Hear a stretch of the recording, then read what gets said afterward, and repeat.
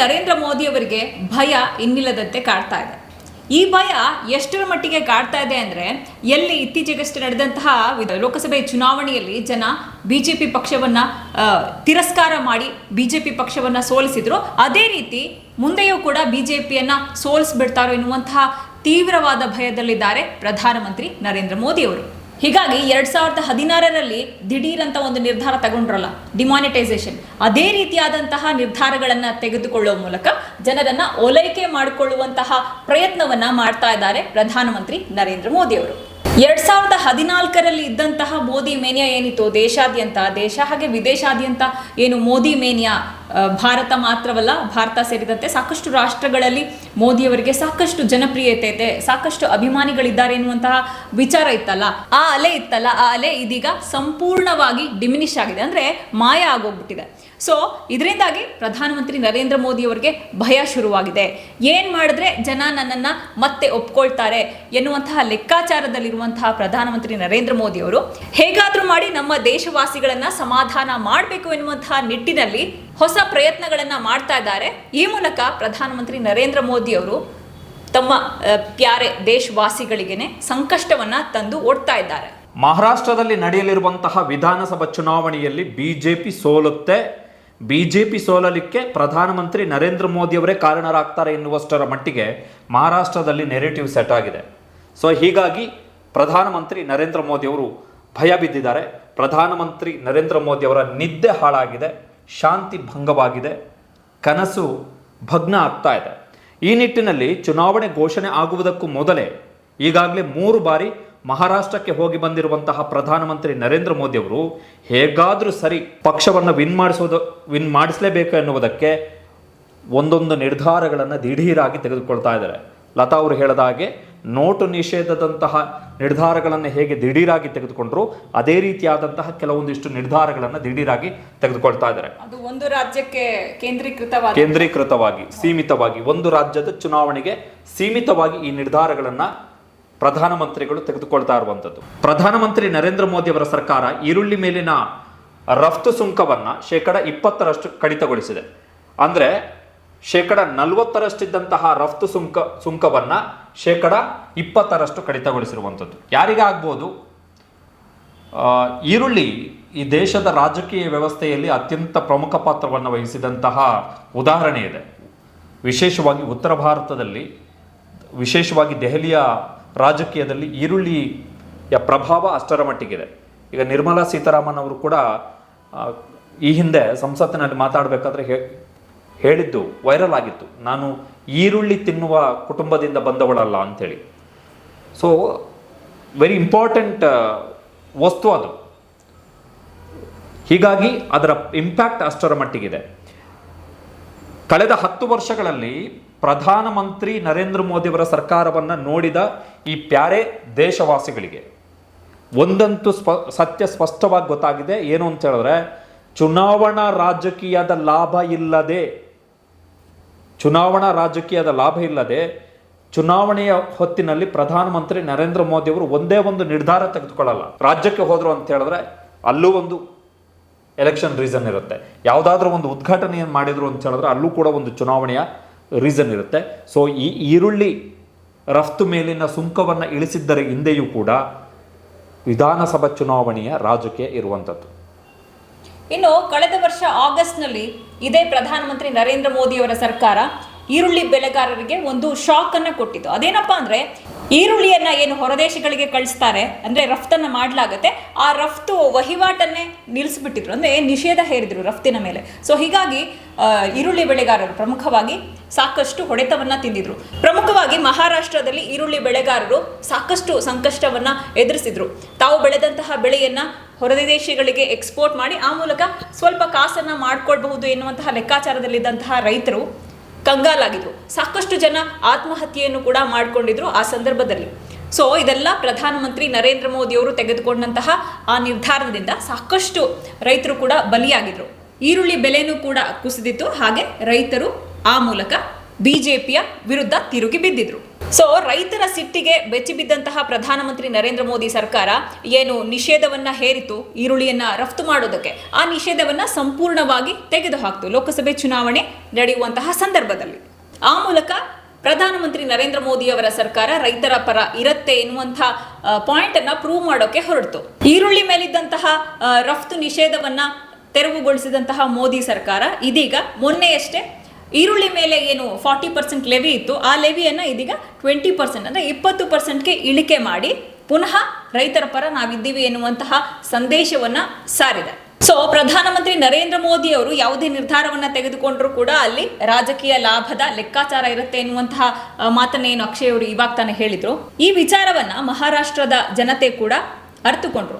ಅದರಲ್ಲೂ ಪ್ರಮುಖವಾಗಿ ರೈತ ವರ್ಗಕ್ಕೆ ಗೊತ್ತಾಯಿತು ಪ್ರಧಾನಮಂತ್ರಿ ನರೇಂದ್ರ ಮೋದಿ ಅವರು ಈ ಚುನಾವಣೆಯ ಲಾಭ ಇಲ್ಲದೆ ಯಾವೊಂದು ನಿರ್ಧಾರವನ್ನ ತೆಗೆದುಕೊಳ್ಳೋದಿಲ್ಲ. ಹೀಗಾಗಿ ಈರುಳ್ಳಿ ವಿಚಾರವಾಗಿ ಇಷ್ಟೆಲ್ಲ ನಾಟಕವನ್ನ ಆಡಿದ್ರು, ಹೀಗೆ ದಿಢೀರ್ ನಿರ್ಧಾರವನ್ನ ತೆಗೆದುಕೊಂಡು ನಮ್ಮನ್ನ ಸಂಕಷ್ಟಕ್ಕೆ ತಂದು ಸಿಲುಕಿಸಿದ್ರು ಎನ್ನುವಂತಹ ವಿಚಾರವನ್ನ ಅರಿತ ಮಹಾರಾಷ್ಟ್ರದ ಜನತೆ ಇತ್ತೀಚೆಗಷ್ಟೇ ನಡೆದಂತಹ ಲೋಕಸಭೆ ಚುನಾವಣೆಯಲ್ಲಿ ಎಸ್ಪೆಷಲಿ ಮಹಾರಾಷ್ಟ್ರದಲ್ಲಿ ನಾವು ಹೇಳ್ತಾ ಇರೋದು ಬರೋಬ್ಬರಿ 14 ಸೀಟುಗಳನ್ನ ಬಿಜೆಪಿ ಕಳೆದುಕೊಳ್ಳುವಂತೆ ಮಾಡಿದ್ರು. ಅಂದ್ರೆ ಬಿಜೆಪಿ ವಿರುದ್ಧ ರೈತ ವರ್ಗ ಸಿಡಿದೆದ್ದಿದ್ರು.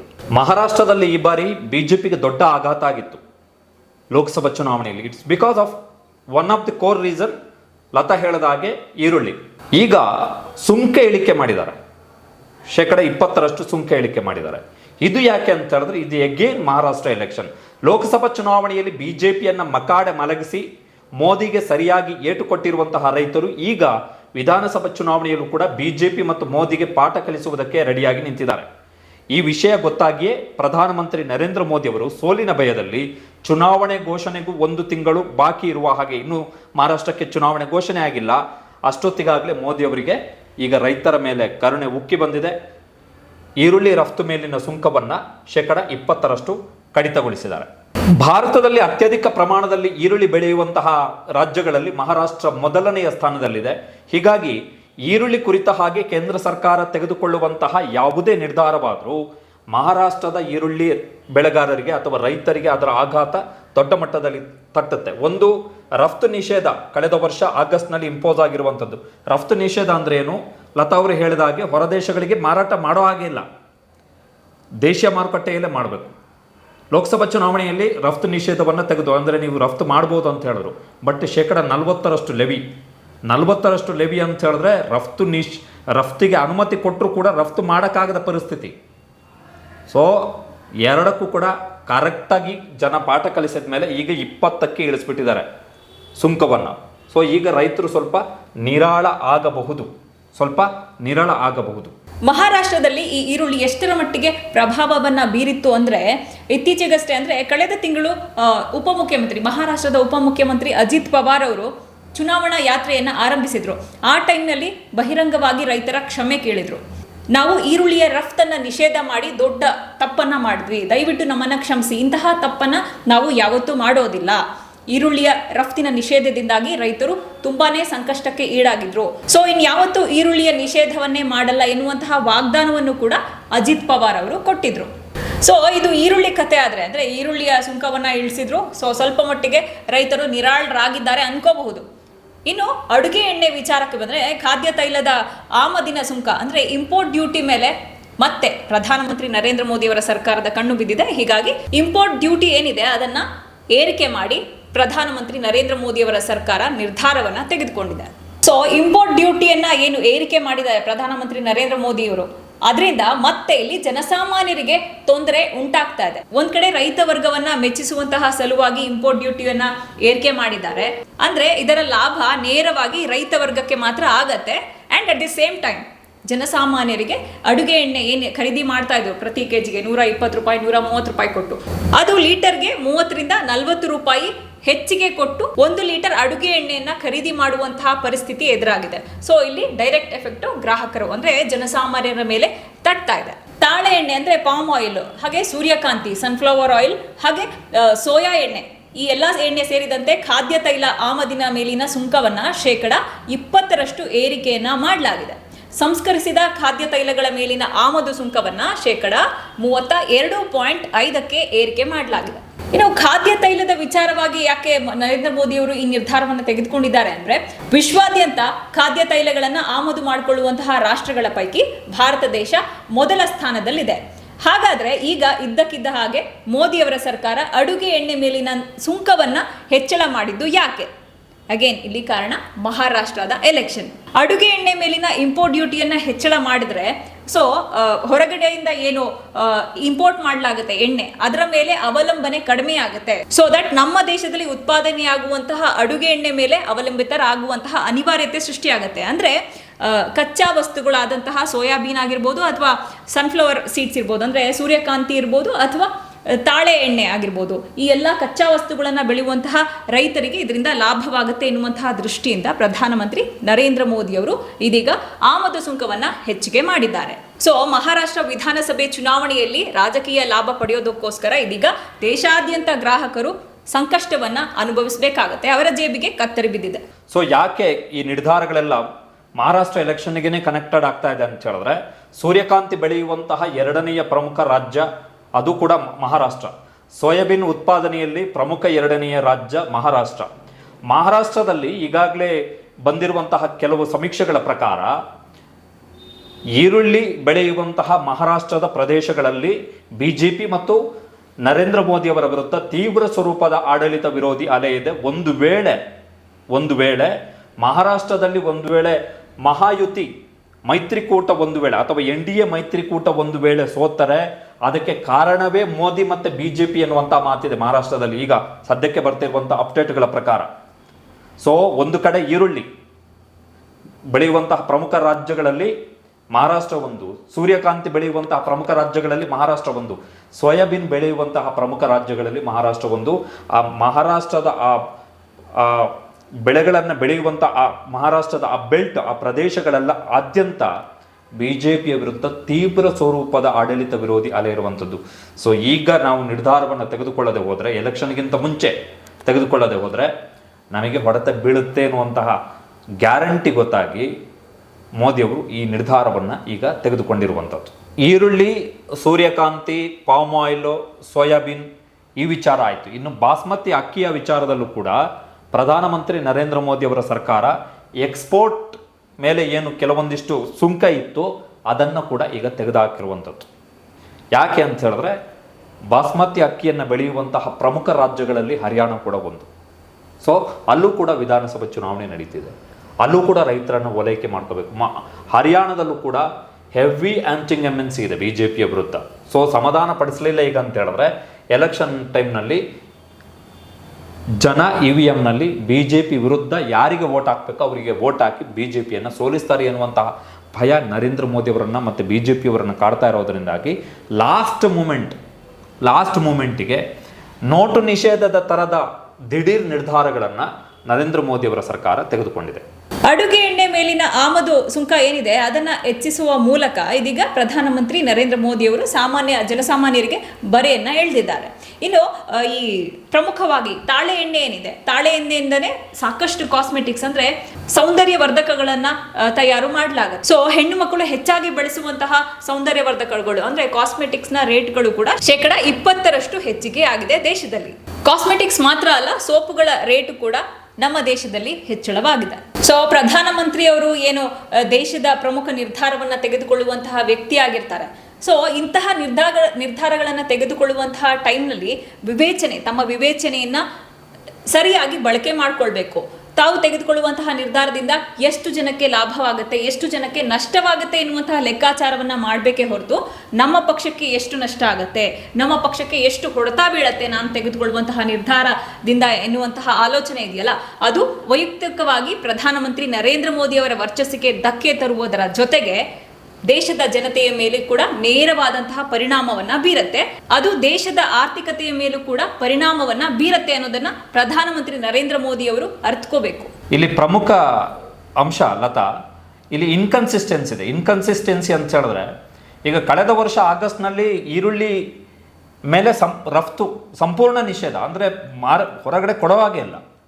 ಬಟ್ ಎಲೆಕ್ಷನ್ ಟೈಮಲ್ಲಿ, ಲೋಕಸಭೆ ಎಲೆಕ್ಷನ್ ಟೈಮಲ್ಲಿ ಈರುಳ್ಳಿ ಮೇಲಿನ ರಫ್ತು ನಿಷೇಧವನ್ನು ತೆಗೆದುಬಿಟ್ರು. ಯಾಕಂತ ಹೇಳಿದ್ರೆ ರೈತರಿಗೆ ಲಾಭ ಆಗಬೇಕು ಅಂತೇಳಿ. ಕಳೆದ ವರ್ಷ ಆಗಸ್ಟ್ನಲ್ಲಿ ತೆಗೆದುಕೊಂಡಂತಹ ನಿರ್ಧಾರದಿಂದ ರೈತರಿಗೆ ನಷ್ಟ ಆಗುತ್ತೆ ಅಂತೇಳಿ ಗೊತ್ತಿರುತ್ತೆ. ಯಾಕಂತ ಹೇಳಿದ್ರೆ ರಫ್ತು, ಆಮದು ಇವೆಲ್ಲವೂ ಕೂಡ ಹೇಗೆ ಡೈರೆಕ್ಟ್, ವಿಶೇಷವಾಗಿ ಈ ಅಗ್ರಿಕಲ್ಚರ್ ಕಮಾಡಿಟೀಸ್ ಏನಿರ್ತವೆ, ಕೃಷಿ ಉತ್ಪನ್ನಗಳು, ಇವು ಯಾವ ರೀತಿ ಸರ್ಕಾರದ ನಿರ್ಧಾರಗಳು ರೈತರಿಗೆ ಹೊಡೆತ ಬೀಳುತ್ತೆ ಅನ್ನುವಂಥದ್ದು ಗೊತ್ತಿರುತ್ತೆ. ಆದರೂ ತೆಗೆದುಕೊಂಡ್ರು ನಿರ್ಧಾರ. ಕಳೆದ ವರ್ಷ ನಿಷೇಧ ವಾಪಸ್ ತಗೊಂಡ್ರು, ಬಟ್ ಸುಂಕ 40% ಹಾಕಿದ್ರು. ಗೊತ್ತಿತ್ತು ನರೇಂದ್ರ ಮೋದಿ ಅವರಿಗೆ ಹೊಡೆತ ಬೀಳುತ್ತೆ, ಈರುಳ್ಳಿ ಬೆಳೆಗಾರರಿಗೆ ಹೊಡೆತ ಪಕ್ಕ ತಿಂತಾರೆ, ಇಳಿಕೆ ಆಗುತ್ತೆ, ಬೆಲೆ ಇಳಿಕೆ ಆಗುತ್ತೆ, ರೈತರಿಗೆ ನಷ್ಟ ಆಗುತ್ತೆ. ಆದರೂ ಸುಂಕ ಇಟ್ಟರು. ಈಗ ಎಲೆಕ್ಷನ್ ಟೈಮಲ್ಲಿ ಸುಂಕ ಇಳಿಸಿದ್ದಾರೆ. So inconsistency. ಇದ್ರ ಜೊತೆಗೆ ಅಡುಗೆ ಎಣ್ಣೆ, ನಮ್ಮಲ್ಲಿ ಪಾಮ್ ಆಯಿಲ್ ಇಂಪೋರ್ಟ್ ಆಗುವ ಲೆವೆಲ್ಗೆ ಬಹುಶಃ ಜಗತ್ತಿನಲ್ಲಿ ಯಾವ ದೇಶನೂ ಕೂಡ ಅಷ್ಟು ಪಾಮ್ ಆಯಿಲನ್ನು ಇಂಪೋರ್ಟ್ ಮಾಡ್ಕೊಳ್ಳಲ್ಲ. ಗೊತ್ತಿರಲ್ವ ನರೇಂದ್ರ ಮೋದಿ ಅವರಿಗೆ ನಮ್ಮಲ್ಲಿ ಸೂರ್ಯಕಾಂತಿ ಬೆಳೀತಾರೆ ಅಥವಾ ಸೋಯಾಬೀನ್ ಬೆಳೀತಾರೆ, ಪಾಮ್ ಬೆಳೀತಾರೆ ಅಂತ ಗೊತ್ತಿಲ್ವಾ? ಗೊತ್ತಿರುತ್ತೆ. ಯಾರಿಗೆ ಲಾಭ ಮಾಡಿಕೊಡೋಕ್ಕೆ? ಕಳೆದ ವರ್ಷ ಪ್ರಧಾನಮಂತ್ರಿಗಳ ಮುಖ್ಯ ಆರ್ಥಿಕ ಸಲಹೆಗಾರರೇ ಒಂದು ಮಾತನ್ನು ಹೇಳ್ತಾರೆ, ಇಲ್ಲೀಗಲ್ ಆಗಿ ಸ್ಟಾಕ್ ಇಟ್ಕೊಂಡು ಆ ಮುಖಾಂತರ ಬೆಲೆಯನ್ನು ಹೆಚ್ಚಿಸ್ತಾ ಇದ್ದಾರೆ ಮಾರುಕಟ್ಟೆಯಲ್ಲಿ, ಕೃತಕ ಅಭಾವವನ್ನು ಸೃಷ್ಟಿ ಮಾಡ್ತಾ ಇದ್ದಾರೆ ಅಂತೇಳಿ. ಅದನ್ನ ತಡೆಯೋದ್ರ ಬದಲು ನಿಷೇಧಗಳು, ಸುಂಕ ಹೆಚ್ಚಳ, ಸುಂಕ ಇಳಿಕೆ ಇವೆಲ್ಲವೂ ಕೂಡ ರೈತರಿಗೆ. ಆಮೇಲೆ ಕಳೆದ ವರ್ಷದ ಈ ನಿರ್ಧಾರದಿಂದ ಏನಾಗಿದೆ ಅಂತ ಹೇಳಿದ್ರೆ, ಈ ವರ್ಷ ಮಳೆ ಚೆನ್ನಾಗಾಗಿದೆ, ಬಟ್ ಈರುಳ್ಳಿ ಕಮ್ಮಿ ಉತ್ಪನ್ನ ಆಗಿದೆ ನಮ್ಮಲ್ಲಿ. ಈ ಬಾರಿ ಈರುಳ್ಳಿ ಉತ್ಪನ್ನ ಕಮ್ಮಿ ಆಗಿದೆ. ಕಾರಣ ಏನು ಅಂತ ಹೇಳಿದ್ರೆ, ರೈತರಿಗೆ ಗ್ಯಾರಂಟಿ ಇಲ್ಲ ಈ ಸರ್ಕಾರದ ಮೇಲೆ. ರಫ್ತು ನಿಷೇಧ ತೆಗೆದಿಲ್ಲ ಅಂತ ಹೇಳಿದ್ರೆ ಈರುಳ್ಳಿ ಬೆಲೆ ಬೀಳುತ್ತೆ. ಮತ್ತೆ ಮಹಾರಾಷ್ಟ್ರದಲ್ಲಿ ಕಳೆದ 6 ತಿಂಗಳ ಅವಧಿಯಲ್ಲಿ ಅಕ್ಷಯ್ ಎಷ್ಟು 500ಕ್ಕೂ ಹೆಚ್ಚು ಮಂದಿ ರೈತರು, ಪ್ರಮುಖವಾಗಿ ಈರುಳ್ಳಿ ಬೆಳೆಗಾರರು ಆತ್ಮಹತ್ಯೆ ಮಾಡ್ಕೊಂಡಿದ್ರು. ಈ ಈರುಳ್ಳಿ ಮೇಲೆ ರಫ್ತನ್ನೇನು ನಿಷೇಧ ಮಾಡಿದ್ರು. ಸೊ ಇದಿಷ್ಟು ಎಫೆಕ್ಟ್ಗಳು.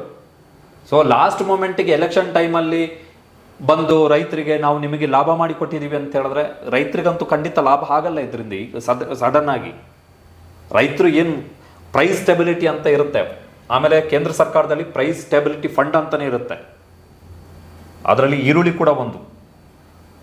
ಕಾರಣ ಏನು ಅಂತ ಹೇಳಿದ್ರೆ, ಫ್ಲಕ್ಚುಯೇಷನ್ಸ್ ಆಗಿ ರೈತರು ಕಂಗೆಡಬಾರ್ದು.